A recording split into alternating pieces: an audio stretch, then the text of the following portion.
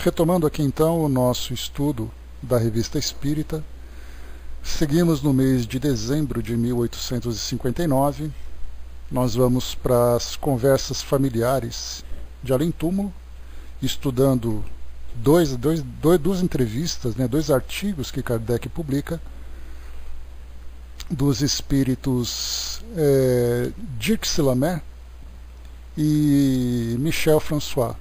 E depois nós seguiremos com comunicações espontâneas obtidas em sessões da sociedade. Então esse aqui é o nosso roteiro de hoje e vamos em frente. Bom dia, Eve, bom dia, Flávio, bom dia, Osmar, bem-vindos. Vamos lá, nós estudamos anteriormente, só para recapitularmos aqui, o espírito Privat d'Anglemont, que trouxe para nós aquele depoimento tão interessante sobre sua trajetória terrena, sobre suas experiências de vida e também as diversas comunicações que ele apresentou para nós.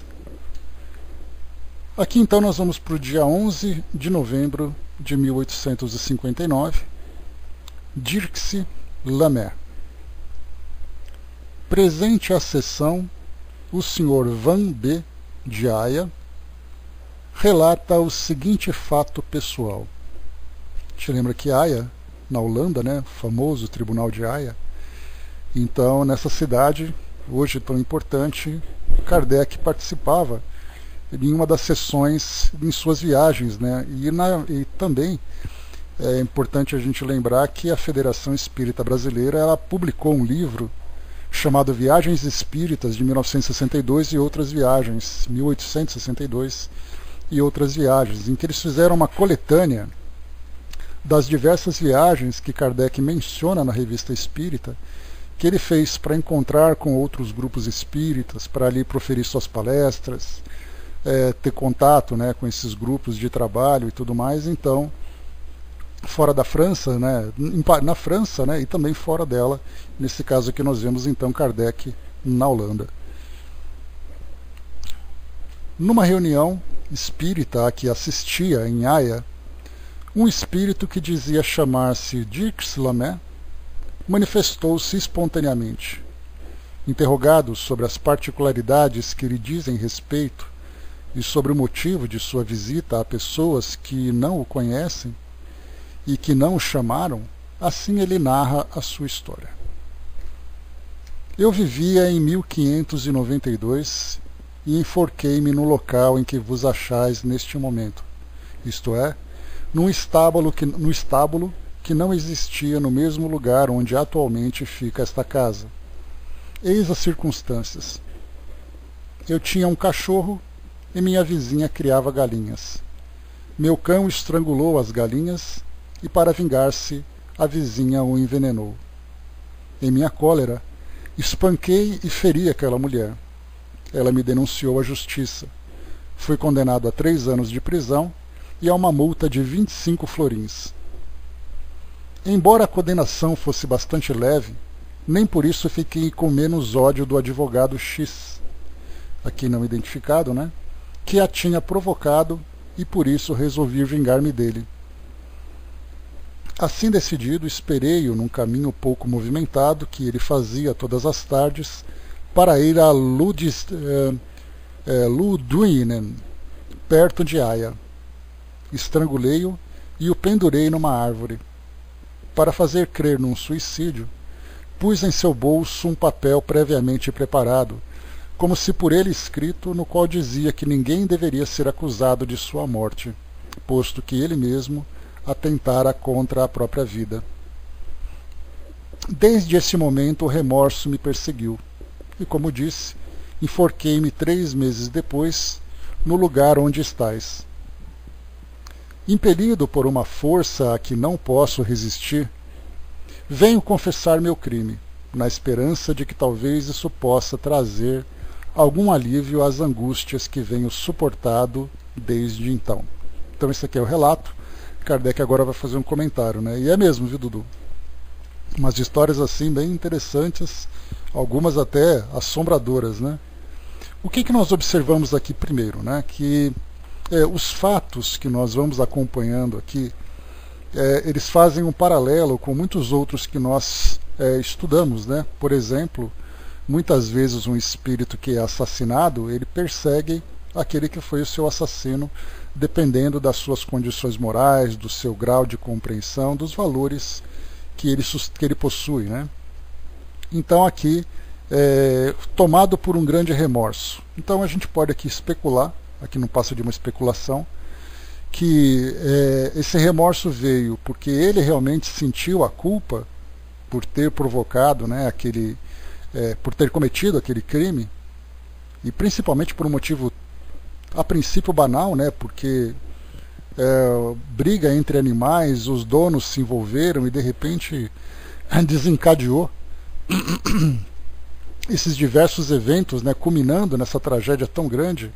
E aí então nós vimos, né, um cachorro matou a galinha, a dona das galinhas matou o cachorro, o dono do cachorro espanca a dona das galinhas, a dona das galinhas denuncia o dono do cachorro, que vai preso, o homem preso, que é o dono do cachorro, mata o advogado e depois comete suicídio.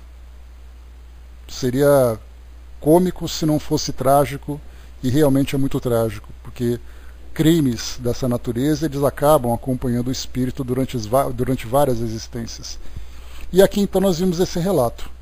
Mas o detalhe que Kardec coloca logo no início desse artigo, lendo aqui a introdução, por aí, viu, Brás? Ele coloca o seguinte, né? Vou ler para vocês mais uma vez. Numa reunião espírita que assistia em Haia, um espírito que dizia chamar-se Dirkselamé manifestou-se espontaneamente.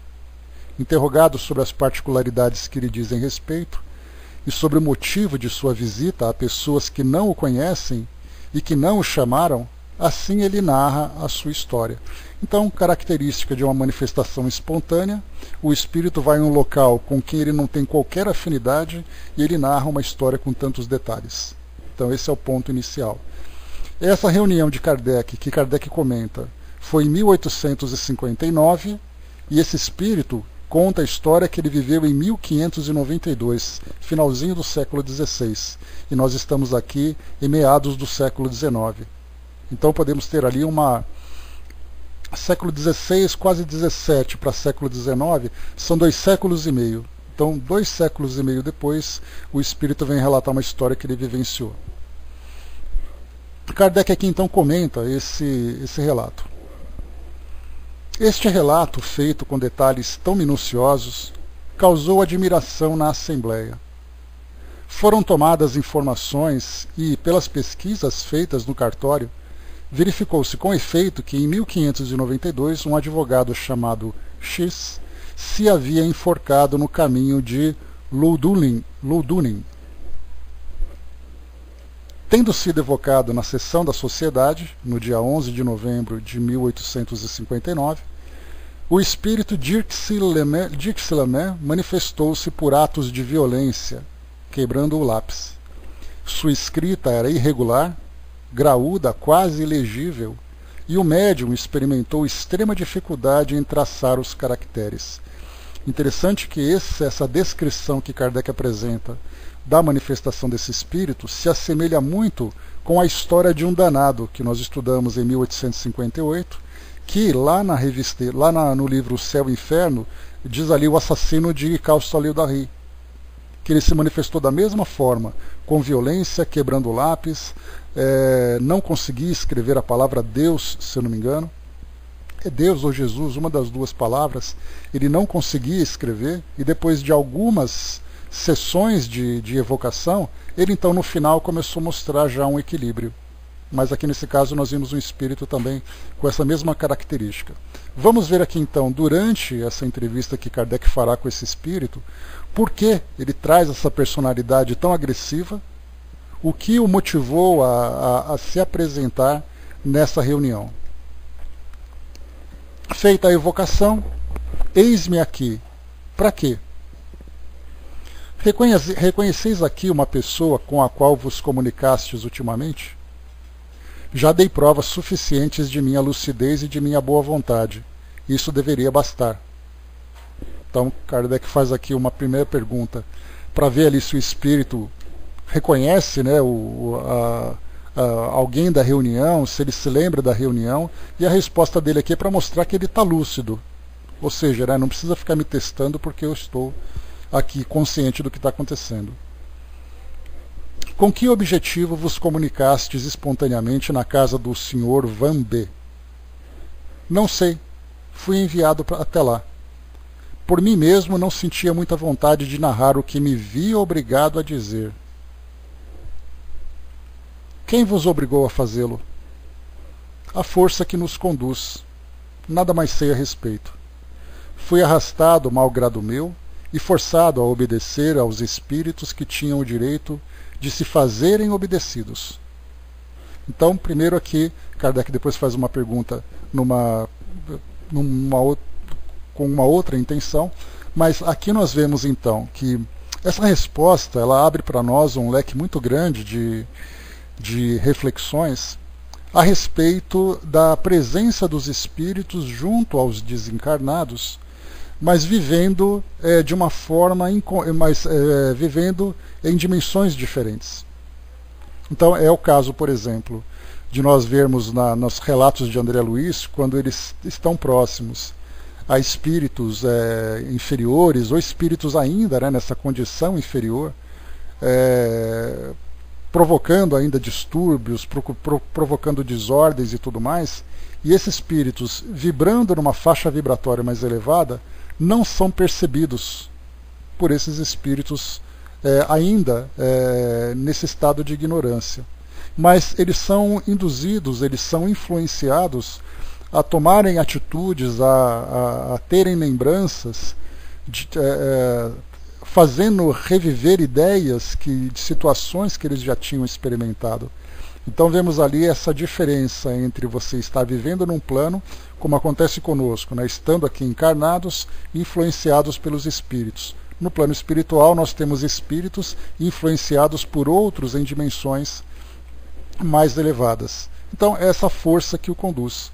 Aqui, claro, nós temos aqui embutida nessa manifestação e embutida também na história desse espírito circunstâncias que nós não conhecemos. Quem são os espíritos que influenciaram esse espírito? Qual é exatamente ali o motivo dele ter sido levado a se manifestar naquela reunião e confessar o seu crime? Por que ele se encontrava tanto tempo preso naquela mesma condição? Então isso são coisas que nós não sabemos. Apenas aqui pegamos um pequeno fragmento da história desse espírito para entender ali a sua declaração e a sua situação naquele momento. Mas nós sabemos que, como no plano espiritual tudo tem um propósito, tudo tem um motivo para fazer com que sempre haja ali alguma transformação positiva, então esse trabalho foi feito. Nesse caso aqui então, ele foi obrigado a fazê-lo, ele não reconhece essa força. Ele foi arrastado contra a sua vontade e forçado a obedecer aos espíritos que tinham direito de se fazerem obedecidos. Ou seja, vemos aqui então uma autoridade moral, em que o espírito é constrangido. Nós vemos situações semelhantes em reuniões mediúnicas, em atendimento a espíritos sofredores e principalmente em trabalhos de desobsessão. Né? O Brás colocou ali a respeito da apometria. Relatos, né, Brás, falam que a apometria trabalha da mesma forma, apesar de ter ali alguns prós e contras, né, se comparado com os trabalhos feitos pela doutrina espírita. Mas é uma prática, uma técnica mediúnica que precisa ser muito estudado ainda antes da gente emitir qualquer opinião, se é bom ou se não é. Nós simplesmente não conhecemos porque nós não praticamos, né? Mas fica ali então, né, esse tema para ser estudado pelos próprios espíritas, já que nós temos muitos grupos, né, de apômetras que praticam a apometria com um objetivo de auxílio, mas nós não conhecemos profundamente, ou muitas vezes nem mesmo superficialmente, como essa técnica se desenvolve. Mas de qualquer forma temos aqui então a autoridade moral e um objetivo. Não sabemos quem são os espíritos e não sabemos qual é o objetivo, apenas a natureza desse objetivo, que é fazer com que certamente esse espírito seja ajudado, né? Pois é então, mas tem muita coisa além disso, né? Esse desdobramento conduzir espíritos ou participar de atividades no plano espiritual. Então tem muita coisa ainda embutida no meio dessa prática que nós não conhecemos, mas certamente merece ser estudada com certeza. Kardec pergunta: estáis contrariados de vir ao nosso apelo? Bastante. Sinto-me deslocado aqui. E aí novamente, Kardec coloca aqui, vir ao nosso apelo. Esse apelo nós entendemos como sendo a evocação. Se os espíritos têm livre-arbítrio, como é que esse espírito foi contra a vontade, se sentindo deslocado e contrariado por estar naquela reunião? Aí então nós vamos entender que também essa outra força invisível, essa força oculta, fez com que ele também se manifestasse na sociedade. E aí nós poderíamos naturalmente especular que esse espírito foi conduzido àquela reunião para que chamasse a atenção de alguém presente. Voltando aqui então para o início do nosso estudo, Kardec coloca aqui: o senhor Van B. de Aya relata o seguinte fato pessoal. Kardec coloca no início desse artigo. Então esse senhor Van B. provavelmente entrou em contato com Kardec nessas comunicações de grupos espíritas espalhados por várias partes do mundo, que centralizavam a atenção na Sociedade Parisiense de Estudos Espíritas. Kardec, então, percebendo ali a oportunidade de um grande aprendizado, fez a evocação desse espírito. Bom trabalho, Evan. E aí, então, da mesma forma que ele foi conduzido lá, foi conduzido também na sociedade. Então nós vimos assim que lá foi o despertar, porque o espírito provavelmente não, tinha um vínculo com aquele grupo local, pelo fato do grupo estar na Holanda e esse espírito estar também na Holanda, ser um espírito holandês. E aí de lá então ele foi trazido para a França para participar dessa reunião. E aí então certamente aquele trabalho de despertamento, de reflexão, de fazer com que o espírito modifique o seu estado de espírito, principalmente pelo tempo que ele se encontra no plano espiritual, nesse estado ainda de sofrimento, 2 séculos e meio praticamente. Mais de 2 séculos e meio, Então ele se sente bastante deslocado e foi contrariado. Sois feliz como espírito? Bela pergunta. Que podemos fazer para vos ser agradáveis? Poderias fazer algo que me fosse agradável? Certamente. Manda a caridade que sejamos úteis na medida de nossas possibilidades, assim aos espíritos como aos homens. Desde que sois infeliz, rogaremos para vós a misericórdia de Deus, comprometemo-nos a orar por vós. Eis finalmente, depois de séculos, as primeiras palavras dessa natureza que me são dirigidas. Obrigado, obrigado. Por Deus, que essa não seja uma promessa vã, eu vos imploro. E aqui então encerra essa comunicação com o Espírito. Então aqui um relato bastante breve para algo, são 8 perguntas apenas que Kardec coloca aqui nesse artigo, mas a gente fica se perguntando se havia mais perguntas, ou se o Espírito simplesmente interrompeu a comunicação nesse momento. Ele manifesta para nós aqui que depois de séculos, as primeiras palavras dessa natureza, ou seja, bom dia, Érica, dessa natureza de caridade, desse objetivo de caridade, de auxiliar, ele implora que essa não seja apenas uma promessa. E ali começa então o despertamento, seria ali a reabilitação desse espírito com sua consciência e a demonstração da caridade, porque a gente lembra que para quebrar uma barreira que o espírito cria em virtude do seu sofrimento, somente ali o amor e a paciência. E aí então todos eles então revestidos por esse espírito de caridade. Aqui nós temos também, deixa eu ver aqui uma coisa que me passou para falar para vocês. Na medida de nossas possibilidades, assim como aos espíritos, desde que sois infelizes, rogaremos por vós misericórdia, comprometendo a orar por vós. Aqui também fez assistência e acabou aqui a comunicação, porque me veio aqui à mente aquela passagem da dona Ivone do Amaral Pereira, no livro, eu acho que foi no Recordações da Mediunidade, quando ela conta que ela, em desdobramento, ela foi verificar um processo obsessivo, que ela foi orientada para que não interferisse, e mesmo assim ela foi, sem a assistência dos espíritos que davam ali o apoio para ela, né, para o seu trabalho, e ela foi e encontrou aquela freira, vocês se lembram? Era aquela freira, né, que vestida de preto, um espírito pavoroso, que assim que ela chegou naquele local para tentar ver o que acontecia, o espírito veio para cima dela e ela saiu correndo. E acordou depois assustada, e depois foi advertida, né? Então ela disse que foi uma das experiências mais aterradoras que ela já vivenciou. Não teve nada, simplesmente isso. Ela foi ao local, encontrou esse espírito, o espírito veio para cima dela, ela fugiu. Apenas isso. Mas daí dá para a gente ter uma ideia, né, que quando a gente vê uma situação como essa, pelo fato de nós estudarmos muitos livros que contam histórias longas, com começo, meio e fim, né, ou começo e meio, e aguardando ali uma continuidade, a gente já começa a questionar o que será que esse espírito tem vivido durante todos esses séculos, esses 2 séculos e meio. Onde será que ele se encontra? Quais foram as experiências? Que tipo de contato que ele teve no plano espiritual com outros espíritos? E assim a gente começa a levantar todas essas questões para conhecer um pouco sobre a história desse espírito. Mas aqui, claro, também faz parte do aprendizado que a nossa curiosidade, porque não passa de uma curiosidade estudantil, né, da nossa parte, mas essa curiosidade não deve superar o objetivo principal, que é fazer essa caridade, como Kardec coloca aqui para nós. Ajudar esse espírito, não importa quem ele seja, né? Fazer o bem, não importa quem, diz o ditado, né?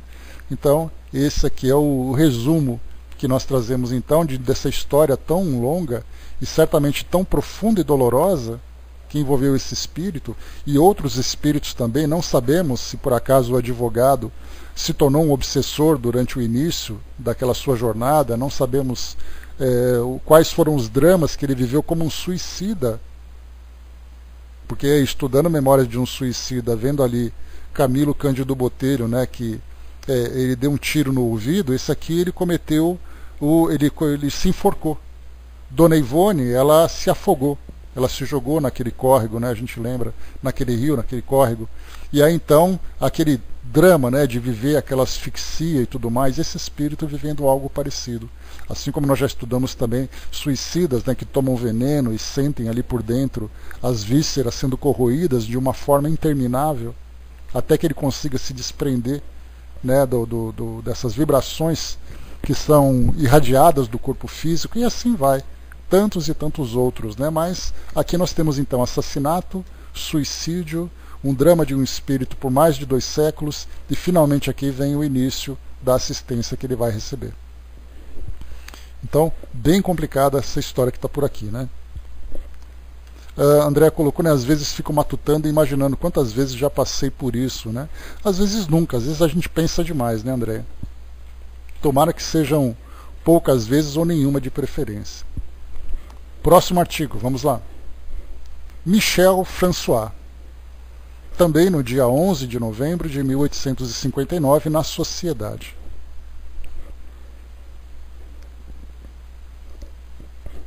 O ferrador Michel François, que vivia no fim do século XVII, ali para 1600 e alguma coisa, né, lá para o finalzinho, um século depois, portanto, do espírito que nós vimos, né, do espírito anterior, dirigiu-se ao intendente de Provence e lhe anunciou que um espectro lhe aparecera e havia ordenado que fosse revelar ao rei Luís XIV certas coisas secretas de grande importância.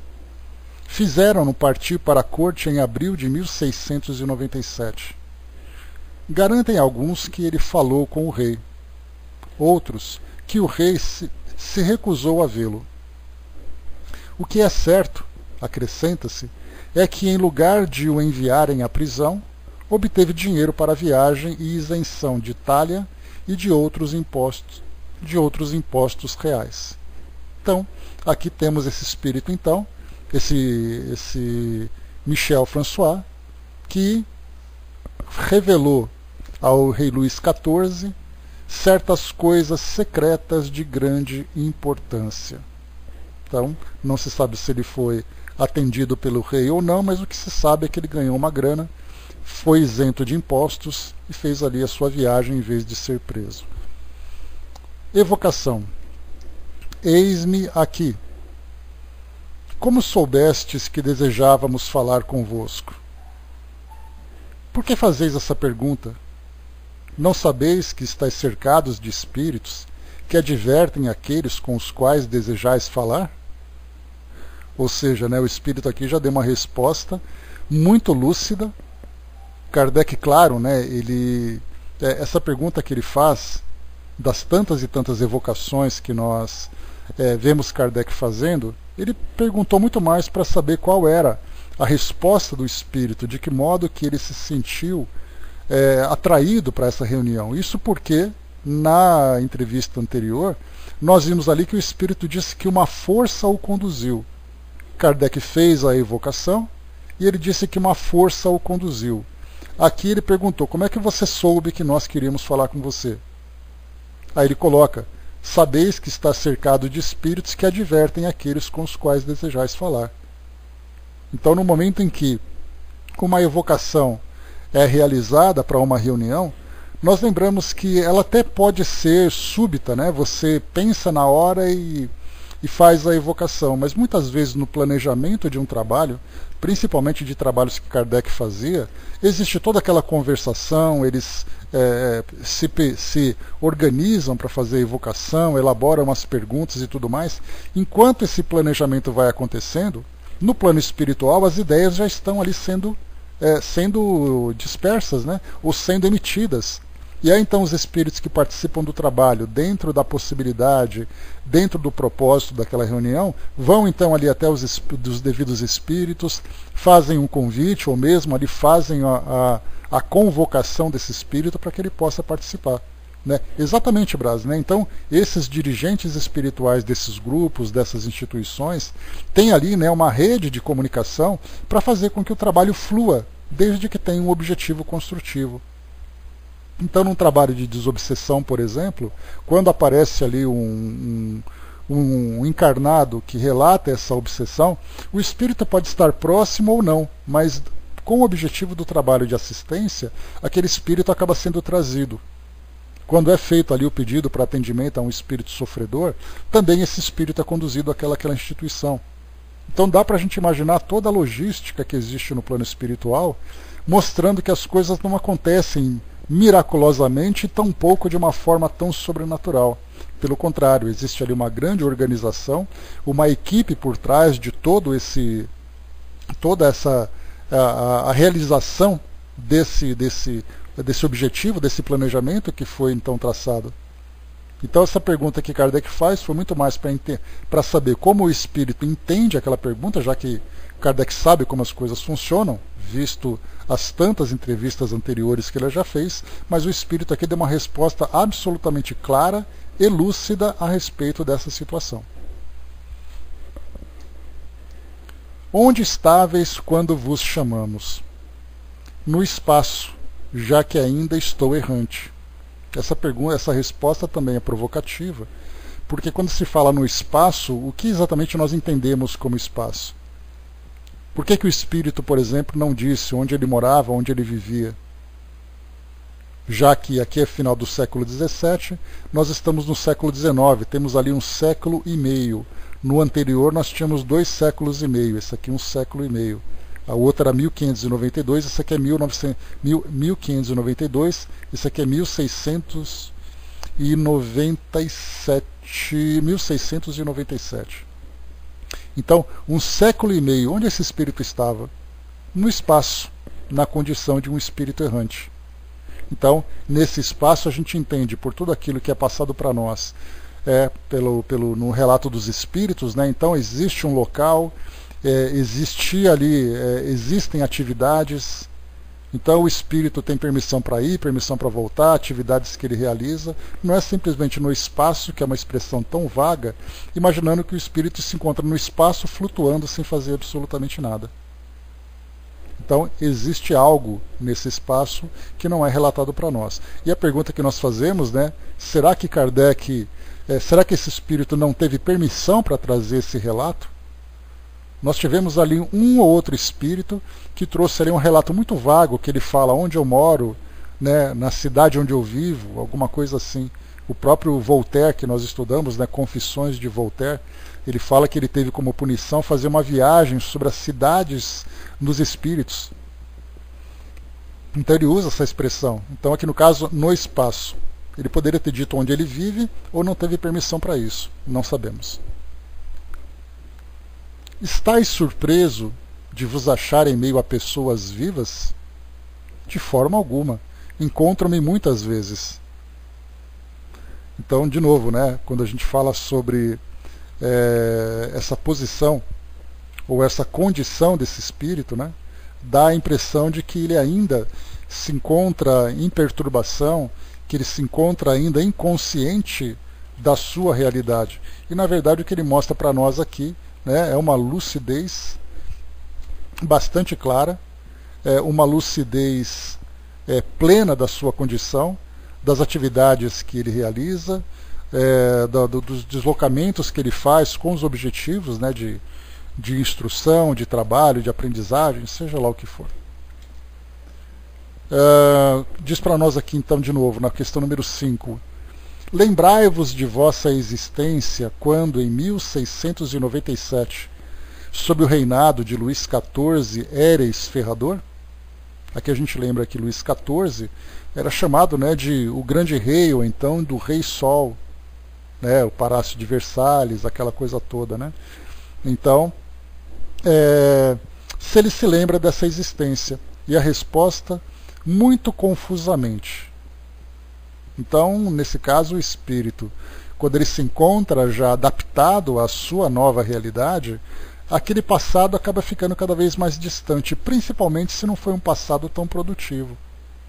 É como se nós, no plano espiritual, tivéssemos ali a possibilidade de expandir a nossa memória para lembrar de existências anteriores, mas a gente vai lembrar de coisas que são pontuais, você não vai lembrar da existência. Você vai lembrar talvez de uma convivência com alguém, ou talvez de um fato, mas nada muito claro, porque o espírito acabou se desprendendo, diferentemente daqueles espíritos que ficam revivendo constantemente aquela sua existência, principalmente numa condição de sofrimento. E aí, se aqui o espírito em 1,5 século lembra muito confusamente essa existência como ferrador, dá para a gente imaginar Emmanuel voltando 2000 anos no tempo para se lembrar dos detalhes para escrever livros, né, como há 2000 anos ou 50 anos depois. E aí sim foi feita aquela regressão de memória, e não apenas regressão de memória certamente assistida, para que ele pudesse lembrar desses detalhes e depois registrar tudo nos livros. Então aqui, muito confusamente, certamente porque essa reencarnação dele não teve lá muita expressão. Deve ter ali situações, uma ou outra, né, que deve ter vivenciado, né? Não consigo imaginar Emmanuel por aqui agora, né? É que ele deve se lembrar também das suas experiências mais recentes, né, como padre, depois ele voltou um pouco no tempo como escravo e assim foi. Então, muito confusamente. Lembrais da revelação que íeis fazer ao rei? Lembro-me de que devia fazer-lhe uma revelação. Fizeste tal revelação? Sim. Dissestes que o espectro vos havia aparecido e ordenado que fosses revelar certas coisas ao rei. Quem era o espectro? Era o seu irmão. Podeis identificá-lo? Não, não me compreenderíeis. Bom, aqui Kardec coloca que o seu irmão, no caso, dá a entender aqui o irmão do rei, né? Não o vosso irmão. Então aqui, né? Revelar as coisas ao rei. Quem era? O seu irmão. Então o irmão do rei, influenciando esse espírito, que ele chama de espectro, uma expressão aqui interessante, para que ele revelasse então alguma coisa ao rei. Ele fez ali o papel de médium, né, de médium e de carteiro também, para poder levar essa revelação.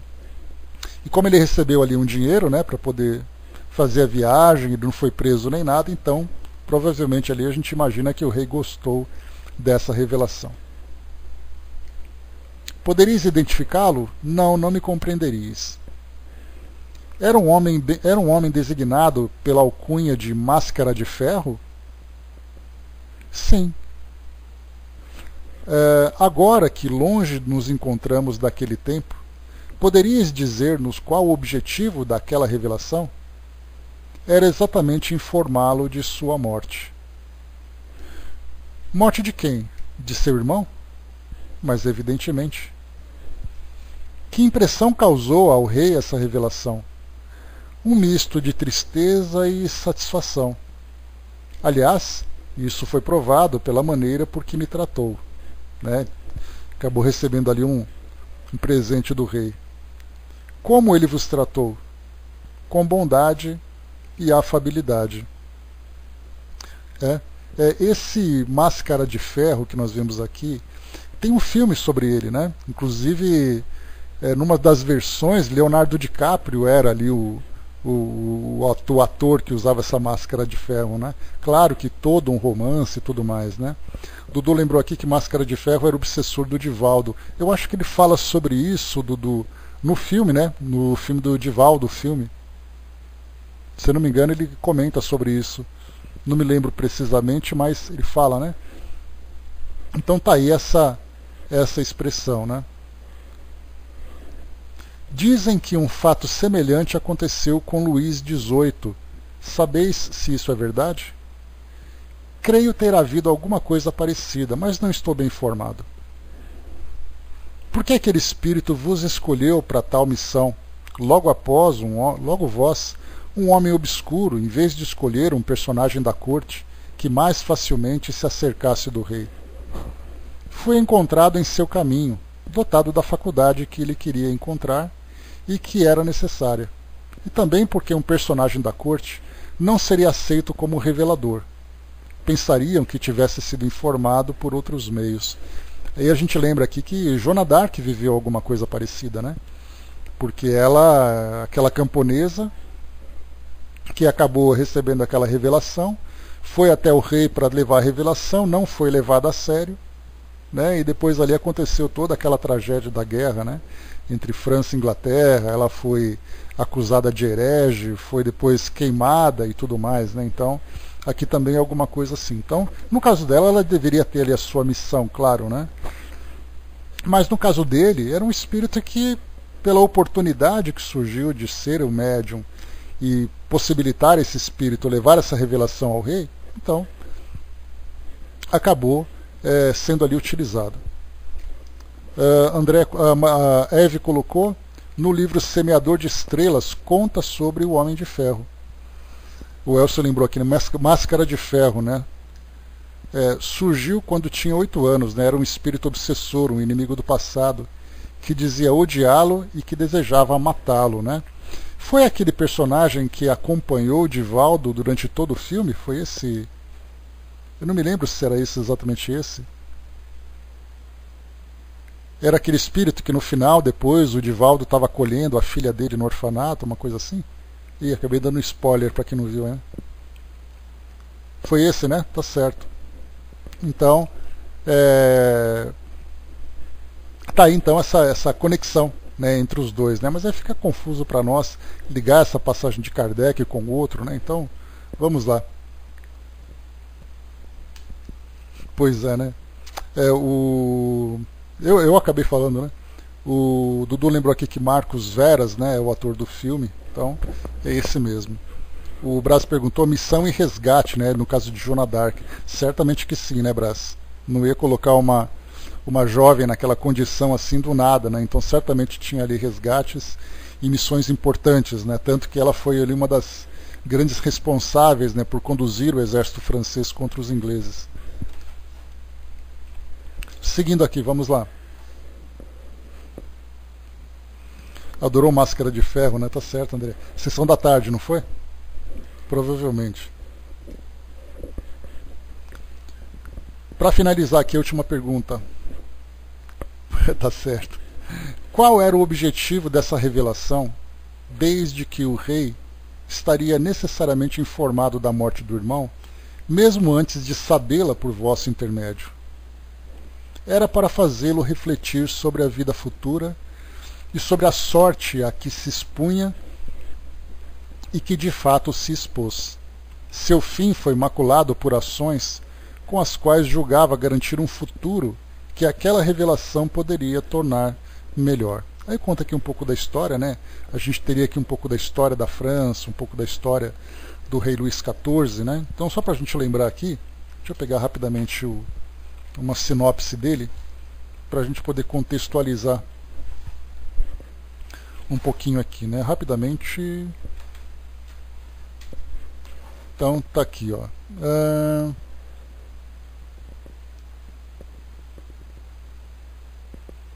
Deixa eu só pegar aqui um texto que seja interessante. Está aqui, ó, a biografia dele no infoescola.com. Diz assim para nós aqui o artigo. Vamos lá. Luís XIV. Nascido em 5 de setembro de 1638, o futuro Luís XIV era o filho mais velho de Luís XIII de França, com sua consorte espanhola Ana. Considerando-se que houvera mais de 20 anos de um casamento estéril entre os seus pais, antes que o futuro rei Sol viesse à luz, desde pequeno Luís foi cognominado como um presente de Deus. Pouco antes do 5º aniversário do menino, seu pai, Luís XIII, faleceria. Embora entre os seus desejos finais estivesse especificado que a regência não deveria ter a participação de sua esposa, Ana conseguiu arregimentar o apoio do parlamento e tornar-se a única regente de Luís XIV, mantendo o posto por vários anos. Ou seja, né, o Luís XIII morreu, Ana, que era a mãe dele, que era espanhola, assumiu o trono, mesmo que as leis dissessem que ela não poderia fazer isso. Mas ela ficava ali como tutora, né, de Luís XIV, assim como José Bonifácio ficou de Dom Pedro II, né? Junto com seu primeiro-ministro, o cardeal Mazarin, ela enfrentou a série de revoltas civis conhecidas em seu conjunto como Fronda. Esses motins apenas terminariam em 1652, quando Luís XIV alcançou a maioridade e pôde preservar a cambaleante autoridade real da Casa de Bourbon. Em 1659, a paz com Espanha foi alcançada para cimentar o fim das hostilidades. Luís XIV se casaria no ano seguinte com a primogênita do rei espanhol, Maria Teresa. Até 1661, as tarefas de governança eram, em boa medida, deixadas aos cuidados de Mazarin. Quando este faleceu, o rei optou por não nomear um substituto e assumiu plena responsabilidade em relação ao reino. De acordo com a teoria política predominante na época, Luís XIV via seu poder como sendo derivado diretamente de Deus. Logo, suas vontades não deveriam ser contestadas. Dessa forma, Luís XIV é o expoente máximo do sistema político conhecido como absolutismo. Adotando o Sol como seu lema, Luís XIV trabalhou com seu ministro de Finanças, Jean-Baptiste Colbert, para reformar a organização financeira do reino. Isso permitiria que o exército e a marinha fossem expandidos, o que ajudaria a marcar a política externa desse reinado como bastante agressiva, como visto nas últimas 3 décadas de reinado de Luís XIV, quando França enfrentaria sucessivamente a Guerra da Liga de Augsburgo e a Guerra de Sucessão Espanhola. Esta última causaria fome generalizada e endividaria profundamente o reino francês, tornando Luís XIV impopular. 1685, numa procura para obter uniformidade religiosa na França, o Edito de Nantes, que permitia a liberdade de culto para os protestantes franceses, seria revogado. Milhares de huguenotes partiram para a Holanda ou para a Inglaterra. O reinado de Luís XIV é o mais conhecido por ter sido o período onde foi construído o famoso Palácio de Versalhes. Erguido por vontade do monarca, que desejava centralizar a administração do reino e tornar a nobreza dependente, o palácio seria construído por vários anos antes que, em 1682, o rei fosse para lá com sua corte. Eventualmente seria o lar de nada menos do que 60.000 pessoas. Versalhes seria a sede do governo francês até a Revolução em 1789. Apesar de ter tido vários filhos e filhas com suas amantes ao longo dos anos, quando Luís XIV faleceu em Versalhes, alguns dias antes do que teria sido seu 77º aniversário, o herdeiro do trono era seu bisneto homônimo de apenas 5 anos de idade, conhecido depois de sua ascensão como Luís XV. Tendo reinado durante pouco mais de 70 anos, Luís XIV ainda é o mais longevo governante ocidental. Né? Então, essa aqui é a história do nosso querido Rei Sol. Deixa eu ver aqui. Muito bem. Vamos lá. Elcio colocou um resuminho ali também. Então, pois é, 60 mil pessoas, apenas isso. Muito bem. Seguindo aqui o nosso curso, então. Então, vimos aqui, né, mais uma vez, o que eu valeu de aprendizado aqui foi que o espírito, então, tinha conhecimento do que ele tinha vivido, do que estava vivendo no mundo espiritual, ciente e consciente da sua realidade, trouxe respostas bastante lúcidas aqui para Kardec, mostrou ali a sua participação, a princípio, né, dentro da visão dele, uma participação ocasional, né, por acaso ele acabou entrando em contato com o rei para levar essa mensagem, né, e aí, então fica para nós essa mensagem.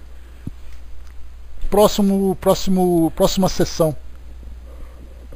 Avançando um pouco mais. Comunicações espontâneas obtidas em sessões da sociedade. No dia 30 de setembro de 1859. Médium, Sr. R. Então vamos lá, né? Mensagens espontâneas obtidas na sociedade, né? Nós aqui temos o privilégio também de vivermos esses contatos, essas comunicações espontâneas. Então os espíritos trazem para nós aqui os seus depoimentos, as suas instruções, as suas experiências para nós. Diz aqui a primeira comunicação: amai-vos uns aos outros. Toda a lei se resume nesse preceito. Lei divina pela qual Deus cria incessantemente e governa os mundos. O amor é a lei de atração para os seres vivos e organizados. A atração é a lei de amor para a matéria inorgânica. Então a lei de amor é a lei de atração para os seres vivos. E a atração é a lei de amor. Então o amor é a lei de atração e a atração é a lei de amor para a matéria inorgânica. Jamais vos esqueçais de que o espírito, seja qual for o seu grau de adiantamento e a sua situação, como reencarnado ou na erraticidade, está sempre colocado entre um superior, que o guia e o aperfeiçoa, e o inferior, perante o qual tem os mesmos deveres a cumprir. Então, interessante aqui, hein? Trazida para nós essa orientação. Ó. Não importa qual o adiantamento ou a sua situação, como reencarnado ou na erraticidade, o espírito está sempre entre aquele que orienta e aquele que precisa de orientação. Com o qual, nesse caso aqui, perante o qual tem os mesmos deveres a cumprir.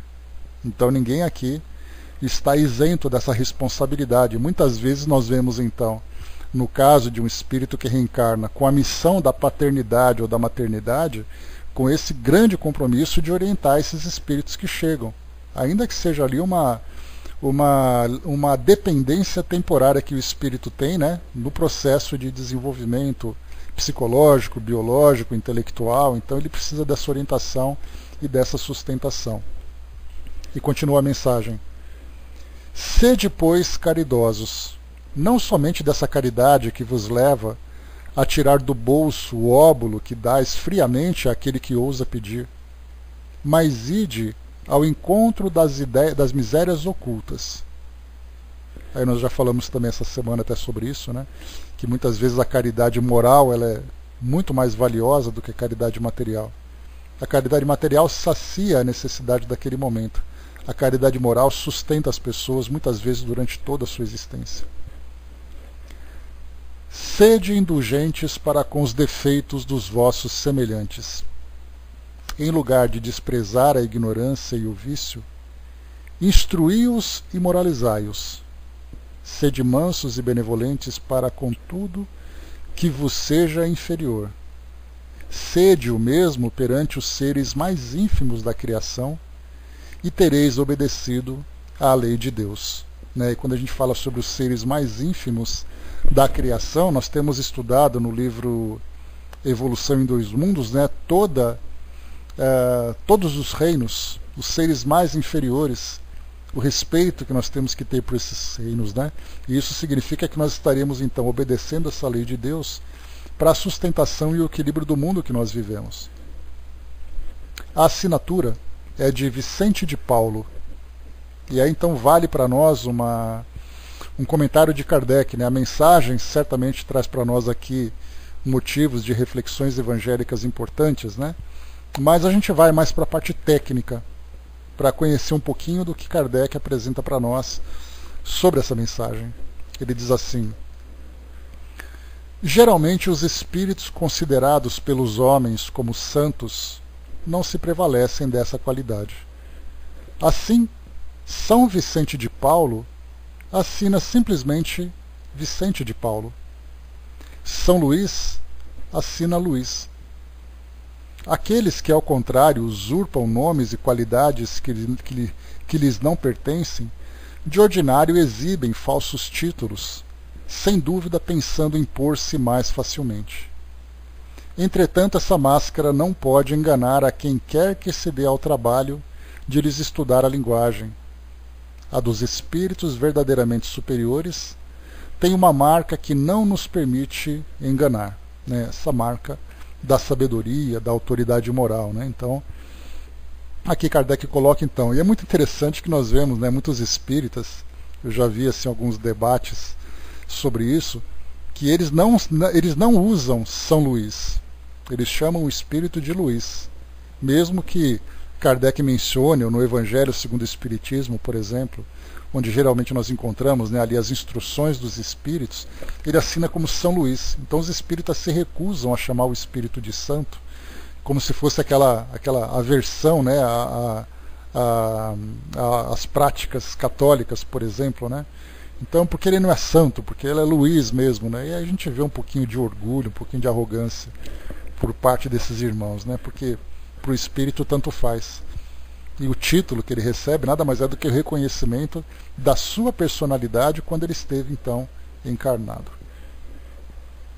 Elcio lembrou aqui embaixo, a caridade moral que todos podemos praticar nada custa, porém é a mais difícil de exercer-se. Então o preço dela é exatamente a humildade, o reconhecimento.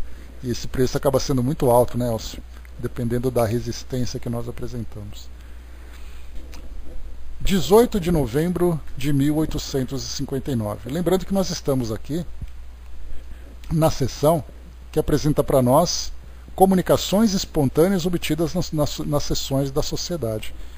Então são mensagens que chegaram, foram sendo registradas e Kardec agora publica para o nosso conhecimento.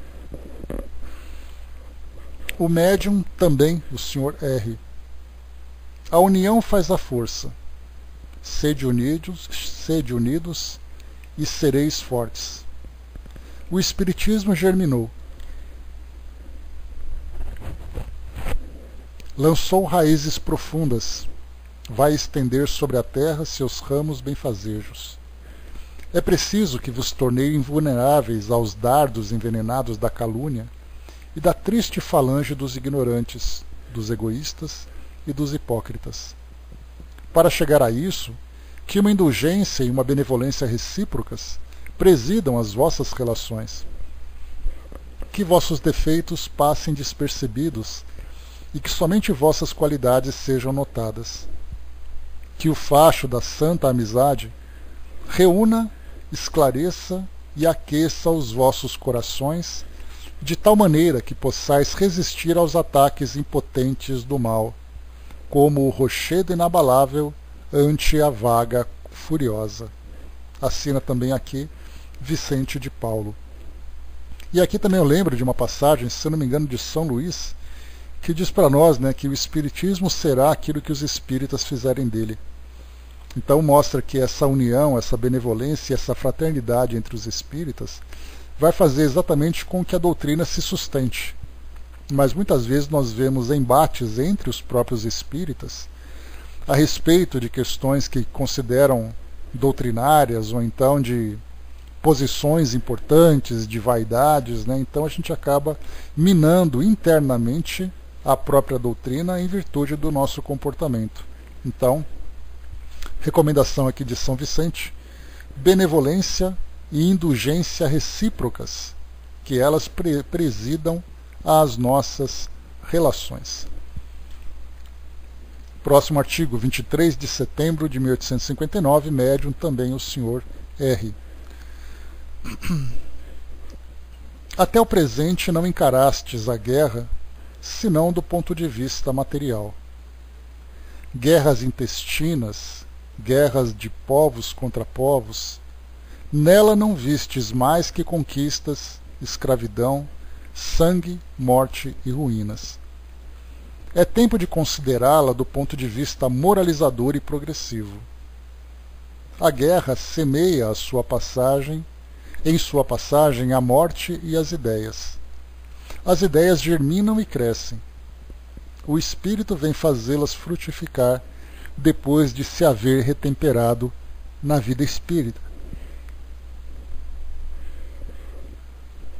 Não sobrecarreis, pois, com vossas maldições o diplomata que preparou a luta, nem o capitão que conduziu seus soldados à vitória. Grandes lutas se preparam, lutas do bem contra o mal, das trevas contra a luz, luz do espírito de progresso contra a ignorância estacionária. Esperai com paciência, porquanto nem as vossas maldições, nem os vossos louvores poderão modificar a vontade de Deus. Ele saberá sempre manter ou afastar seus instrumentos do teatro dos acontecimentos, conforme tenham cumprido a sua missão ou dela abusado, para servir a seus pontos de vista pessoais do poder que tiveram adquirido por seu sucesso. Tendes o exemplo do César moderno e o meu. Por várias existências miseráveis e obscuras, tive de expiar minhas faltas, tendo vivido pela última vez na terra, sob o nome de Luís IX, Júlio César. Então olha só, uma revelação que é apresentado para nós aqui. Júlio César teria sido aqui então, foi então, pelo seu relato, Luís IX. Então sai ali dos Césares e entram nos monarcas. E aqui então o que ele coloca para nós aqui de essência para esse depoimento é exatamente o objetivo das guerras. Porque o que nós vemos, né, são apenas as marcas da guerra na sua destruição. Mas nós olhamos muito pouco para as questões morais, para os impulsos que acabam levando a humanidade para uma transformação. Nós aprendemos sobre isso lá na lei de destruição do Livro dos Espíritos, que fala que muitas vezes, para que você possa construir uma nova estrutura, você precisa primeiro demolir a estrutura antiga. Para que você possa construir uma estrutura de novas ideias, você precisa demolir as ideias anteriores que ficam arraigadas, né? Ou enraizadas, mantendo ali o seu padrão de comportamento. Então, como é colocado para nós, aqui como ponto fundamental, não sobrecarreis, pois, com vossas maldições o diplomata que preparou a guerra, nem o capitão que conduziu seus soldados à vitória. Grandes lutas se preparam, lutas do bem contra o mal, das trevas contra a luz, lutas do espírito de progresso contra a ignorância estacionária. Esperai com paciência, porquanto nem as vossas maldições, nem os vossos louvores poderão modificar a vontade de Deus. O que ele quer dizer aqui, né? Então, primeiro, muitas vezes nós amaldiçoamos aqueles que provocam a guerra. Lembra que maldição vem de maldizer. Maldizer significa você dizer ali palavras negativas e destrutivas a respeito de alguém. Então nós maldizemos aqueles que ou sustentam um determinado padrão de vida da sociedade, ou maldizemos aqueles que querem mudar esse padrão. Ao mesmo tempo, nós temos ali os louvores. Nós agradecemos a Deus por as coisas estarem como estão, ou agradecemos aqueles que chegam para modificar aquele estado negativo. Então, tanto a maldição como o louvor, ele pode ser nada mais, nada menos do que fruto do egoísmo, ou realmente um agradecimento sincero, ou uma revolta, uma rebeldia verdadeira contra uma determinada situação de injustiça. Mas independente disso, se nós aceitamos ou negamos, né, e nós vemos maldições e louvores de um modo muito claro, né, recentemente aqui na nossa sociedade. Quando nós falamos em eleições, por exemplo, nós temos aqueles que maldizem, aqueles que ganham ou aqueles que perdem, e aqueles que agradecem por aqueles que ganham ou por aqueles que perdem. Mas independente disso, a vontade de Deus vai se fazer. Qual é essa vontade, né? No caso aqui para nós é a vontade da maioria. Mesmo que essa maioria esteja equivocada. Mas se a maioria se encontra equivocada, é porque essa maioria precisa se esclarecer através das dores e das dificuldades. No caso das guerras, é a mesma coisa. Então, nós vemos aqui essa grande destruição, essa grande devastação. Não entendemos o sentido das coisas do nosso ponto de vista. Nós tivemos, por exemplo, nessa última grande guerra, 6 anos de uma guerra, mais de 60 milhões de mortos, valores, né, incontáveis de destruição, perturbações que também são incontáveis, e a pergunta poderia ser, mas por que Deus permite que isso aconteça? E a pergunta é, né, quem somos nós que nos atrevemos a fazer uma pergunta para Deus? Na verdade, nós poderíamos apenas evitar a guerra através da mudança de comportamento. Mas já que a guerra aconteceu, cabe a nós aprender agora a não fazer de novo, a não repetir. E mesmo assim nós estamos insistindo muitas vezes em criar grandes conflitos, né? E o nosso mundo hoje se encontra passando por uma grande tensão. Temos ali países, né, que continuam com seus conflitos, no Oriente Médio, aqui na América Latina, nós temos ali Estados Unidos e China criando ali uma polaridade, né, uma bipolaridade no nosso planeta de novo, mesmo diante de todos os aprendizados que nós tivemos. E na verdade a gente pergunta, por que Deus não para isso? Porque nós não paramos. Se nós temos que aprender dessa forma, então que seja dessa forma. O Elcio lembrou para nós em cima, bom dia soldado. O Elcio lembrou lá em cima para nós a questão 744 do Livro dos Espíritos. Qual foi o objetivo da providência tornando a guerra necessária? A liberdade e o progresso. Depois no item A. Se a guerra deve ter por efeito alcançar a liberdade, como é que frequentemente ela tem por objetivo e resultado a escravidão? Escravidão momentânea para cansar os povos, a fim de fazê-los progredir mais rápido. Na 739 também, né? Os flagelos destruidores têm uma utilidade do ponto de vista físico, apesar dos males que ocasionam? Sim, algumas vezes eles mudam as condições de uma região, mas o bem que deles resulta, frequentemente só as gerações futuras o sentem. Né? E depois aqui também, deixa eu ver, a 749. O homem é culpado pelos assassínios que comete durante a guerra, não quando ele é constrangido pela força, mas é culpado pelas crueldades que cometa, e ser-lhe-á levado em conta o sentimento de humanidade.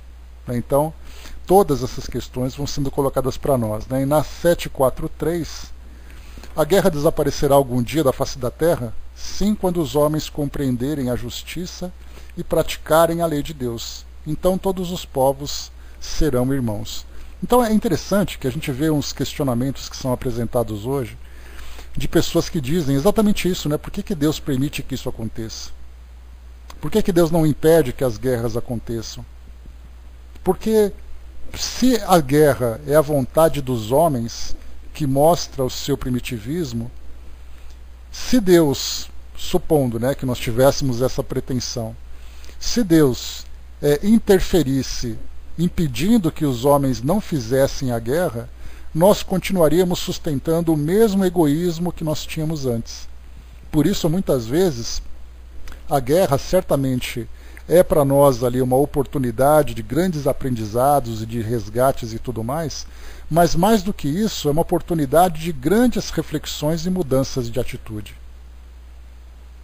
Então isso tornou para nós, se tornou para nós uma grande escola.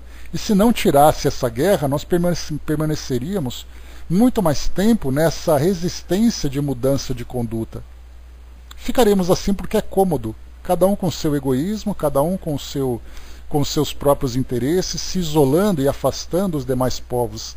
Se a ideia é a fraternidade, para isso nós precisamos então a transformação, pelo amor ou pela dor. Como pelo amor nós resistimos muito mais, a dor então vem bater a nossa porta. Irmão do bem, chegando para trazer para nós aqui uma participação, uma mensagem, muito obrigado. Diz para nós assim: o servir com amor que Jesus veio ensinar é o melhor caminho para chegar até as almas que sofrem. Portanto, sirvam, amem a todos os irmãos em sofrimento. Então está aí também para complementar, para trazer para nós ali uma ilustração bastante real daquilo que nós vivemos hoje, né?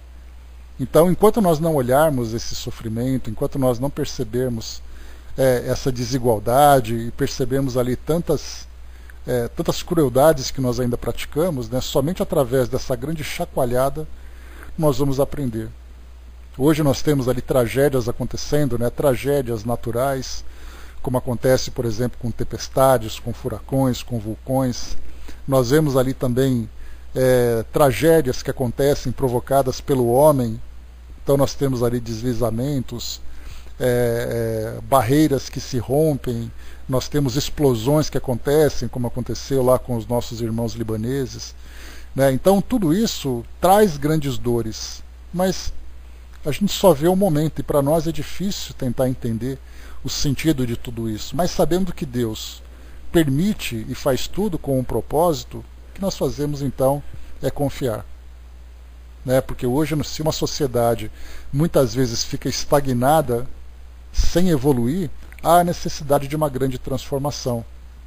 E a gente viu ali que, apesar da grande tragédia, o Líbano vivia essa estagnação, da corrupção, um país que não conseguia se desenvolver pelo endurecimento ali de camadas do povo e tudo mais, e agora a gente vê ali o povo se manifestando. Então, nunca se sabe. A própria pandemia, soldado, bem lembrado, que nós estamos vivendo, é uma forma também de nós modificarmos o pensamento da nossa sociedade. Então, enquanto ficarmos nessa grande resistência, nós infelizmente atrairemos, pela própria força das circunstâncias, experiências dolorosas. E elas vão naturalmente cessar no momento em que nós nos regenerarmos. Elcio colocou, portanto, precisamos entender que a guerra é a consequência do nosso uso predominante e irracional da força e a fuga da razão diante da emoção. Tal situação é devido ao fato de estarmos ainda em um degrau de evolução cuja razão ainda é muito material e pouco depurada. Conforme formos evoluindo e nos vendo como irmãos em Cristo, passaremos a negar tais atitudes que ferem a lei de Deus. Então, esse é o grande aprendizado para nós. O soldado colocou também, por exemplo, reflexão, a mudança, a melhoria de atitudes em relação ao coletivo. Esse é um privilégio que nós temos, soldado, de aprender a ver o mundo por essa perspectiva. Enquanto nós vemos a grande revolta tomando conta do mundo, nós vemos mais para frente, vendo ali o resultado. E claro, não poderia deixar de ser, os nossos amigos aqui continuando a participação, Padre Emiliano, trazendo para nós aqui essa mensagem relativa àquilo que nós conversamos agora a respeito da postura de nós espíritas, em rejeitarmos um título que a princípio ele não passa de dogmático, mas na verdade é o reconhecimento da nobreza espiritual de muitos irmãos que passaram aqui pelo nosso mundo. Então, enquanto nós ficamos discutindo os títulos, se eles merecem ou se não merecem, os títulos que eles levam ou deixaram de levar, no plano espiritual cada um ocupa ali a posição que merece por a que realizou e pela grandeza que alcançou. Então, o Padre Emiliano traz para nós o seguinte: muito obrigado pela participação aqui conosco. São, santo, a respeito dos títulos, né? São João, Santo Antônio, então, São, santo, o que move esse título que só nos mostra que aquele espírito mostrou algo de bom para que um certo preconceito viesse à tona. A nobreza, pelo que me consta, não está no que se chama de título, não importa. A verdade é que o valor do que esse são e esse santo é o que nos move a ter a certeza de que a posse de um poder, de um valor sugerido, ainda não é o suficiente para dar crédito ao nome daquele que construiu na sua verdade, na sua integralidade, do que moralmente, vindo da igreja, seja qual for, só mostrou que uns podem ser são ou santos, mas só aquele que trouxe o melhor para nos ensinar, sim, esse podemos chamá-lo de são ou santo. Por isso nós, nesse sentido, até poderíamos ser chamados com o título que vier, basta mostrar que para o que eu, você, o outro veio fazer na verdade na sua morada terrena, pois todos nós podemos mostrar a tal nobreza que trazemos até agora. Viu? Perfeito, né? Então não podia deixar de ser grandiosa essa colaboração aqui para nós, porque é exatamente isso.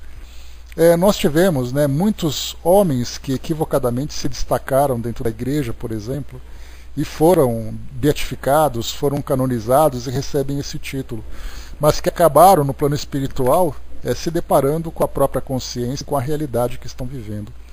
Enquanto que outros que viveram anonimamente chegaram no plano espiritual, recebidos ali, né, com aquele tapete de estrelas, né, pela grande obra que realizaram.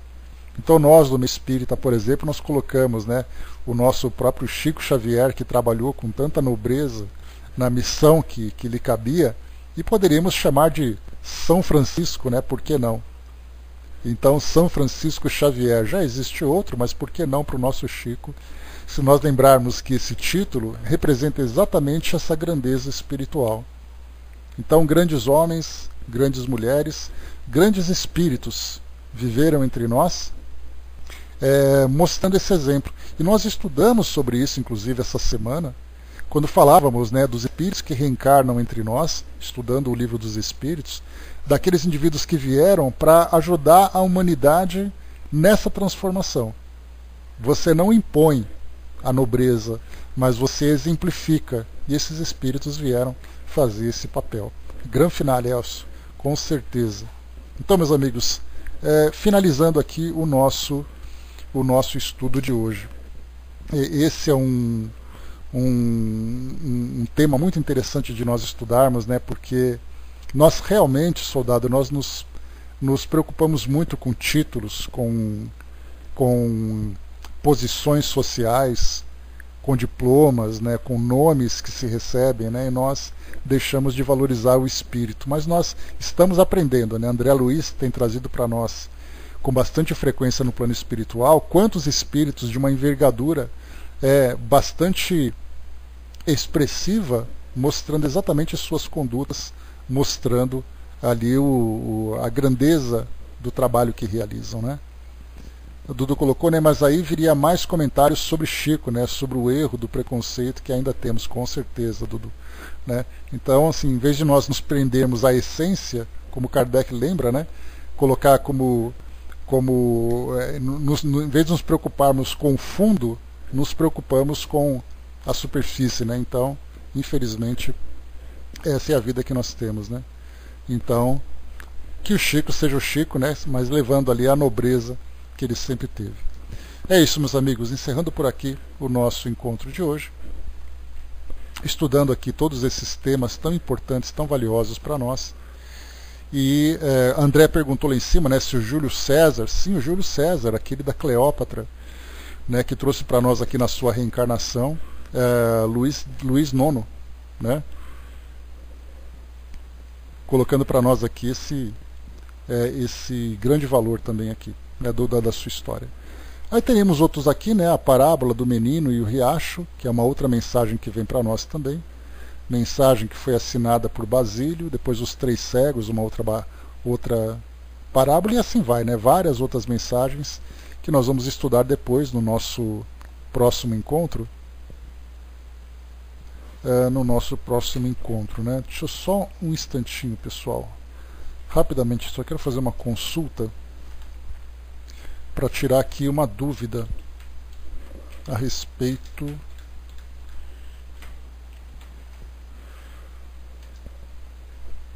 Espera um pouquinho só.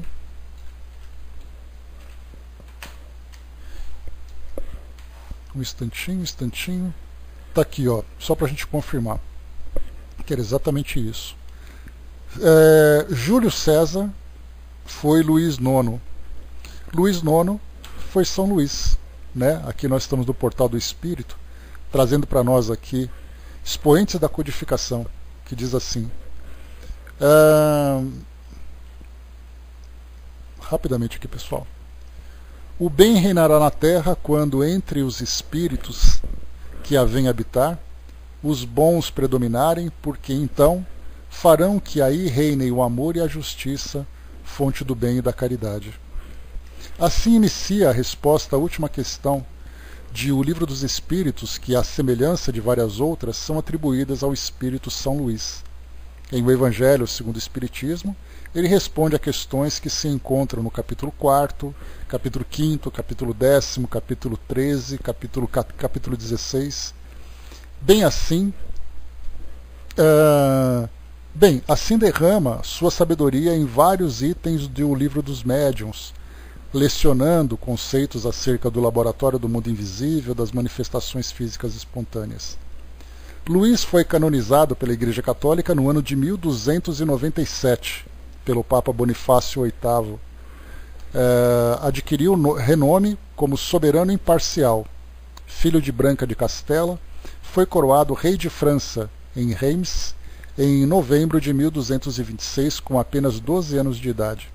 Durante 10 anos, até seu casamento com a Margarida de Provença, foi sua mãe que exerceu a regência, embora somente em 1242 ele tenha assumido pessoalmente o poder, tomando o nome de Luís IX. Sob a orientação de sua mãe, tornou-se um soberano piedoso e altruísta. Observem, um soberano piedoso e altruísta, característica da sua nobreza, né? Seus súditos o admiravam pela sua imparcialidade e algumas gravuras o mostram ministrando justiça sob um carvalho, numa floresta perto de Paris, recordando exatamente a qualidade que o caracteriza. Aumentou durante o seu reinado o poder real à custa dos nobres, que mesmo assim o respeitavam pela sua justiça. Ele organizou um sistema de controle para evitar abusos administrativos e dessa forma fortalecer o poder central. Instituiu assembleias judiciárias que posteriormente viriam dar origem aos parlamentos. Observem, né, o Congresso Nacional que nós temos hoje, Congresso Inglês, Congresso Americano, todos eles forjados lá nas bases que Luís IX trouxe para a humanidade. Católico fervoroso, ele fez construir em 1245 e 1248 a Sainte-Capelle, em Paris, e organizou a 7ª Cruzada contra o Egito, sendo capturado pelos muçulmanos em 1250. Resgatado após o pagamento de elevado resgate, ele passou os 4 anos seguintes na Síria, fortificando posições ditas cristãs. E interessante, né, que o presidente Emmanuel Macron, lá da França, né, o primeiro-ministro, ele esteve, né, ou está lá no Líbano para ajudar na reconstrução, na reorganização daquela tragédia que aconteceu lá em Beirute, né, e os jornais falavam de uma ligação íntima que existe entre França e aquela região. E aí nós vemos aqui então que os franceses construíram fortalezas na Síria, vizinha ali do Líbano, né? Portanto, toda aquela região ali, a presença francesa muito grande. De volta à França, estabeleceu algumas medidas, como a proibição do duelo judiciário, proibição do jogo e a instituição de penalidades para a blasfêmia. É de sua iniciativa a construção da Sorbonne, que tantas personalidades ilustres formaria para a humanidade, bem como construiu o Hospício dos 1520. Em 1270 empreendeu nova cruzada. Ao desembarcar em Cartago, né?